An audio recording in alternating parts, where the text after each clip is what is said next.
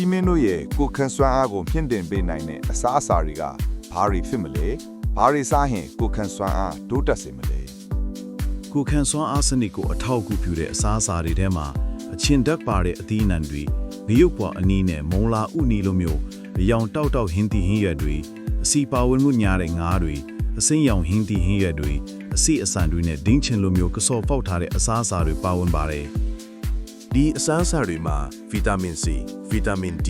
ပရိုတင်းဇင်းသွတ်တက်နဲ့အခြားထပ်တိုးဆန့်ကျင်ပစ္စည်း antioxidants တွေကျွယ်ဝစွာပါဝင်တာကြောင့်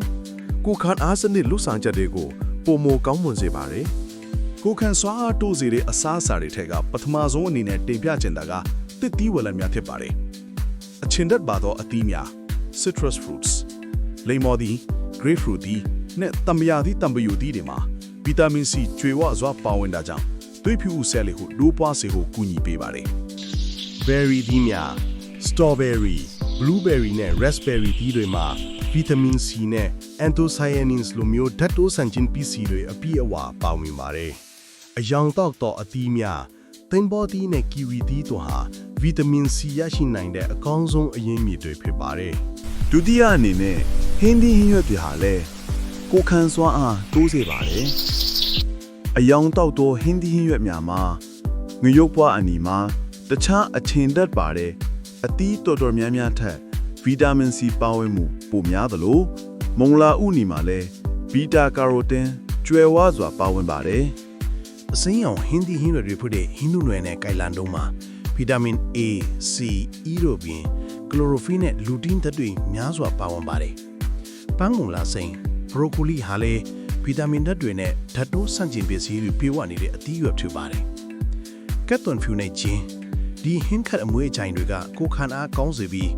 ရောင်ရမ်းမှုကိုရှော့ခပေးနိုင်တဲ့အာနိသင်တွေကြောင့်ရှေးရခင်ကတည်းကထုံဆွဲခဲ့ကြပါတယ်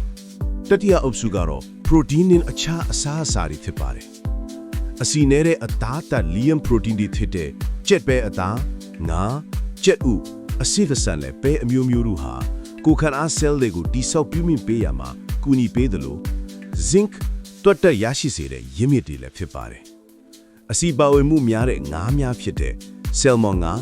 mackerel ငါးနဲ့ငါးတလောက် herring တို့မှာရောင်ရမ်းမှုကိုလျော့ကျစေတဲ့ omega 3 fatty acid တွေကောင်းစွာပါဝင်ပါတယ် အစေအစံတွေဖြစ်တဲ့ဗာဒန်စစ်နေဂျာစစ်နဲ့မြေဘဲတို့ကနေဗီတာမင် E နဲ့ zinc သွတ်ဓာတ်တွေကိုရရှိစေပါတယ်။ကစောအဖုတ်ထားတဲ့အစားအစာတွေဖြစ်တဲ့ဒိန်ဂျင် ဂီဖာ နွားနို့ဂျင်နဲ့ကင်ချီတို့မှာကိုခန့်အားကျမရေးကိုအထောက်အကူပြုတဲ့အကျိုးပြုဘက်တီးရီးယား probiotic တွေပါဝင်ပါတယ်။ ဒါအပြင်ဆွနွေးနွေးမှာပေါဝင်တဲ့ကကျူမင်ဓာတ်ဟာ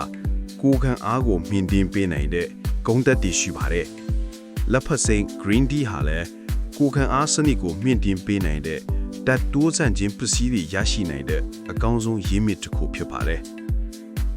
အခုတင်ပြသွားလာတွေကတော့လူကြီးမင်းတို့ရဲ့ကိုခန့်စွမ်းအားတူးစေမဲ့အစားအစာတွေဖြစ်ပါတယ်။ကျေးဇူးတင်ပါတယ်ခင်ဗျာ။လူကြီးမင်းတို့ကျမ်းမာဒုက္ခနဲ့ပြည့်စုံနိုင်ကြပါစေ။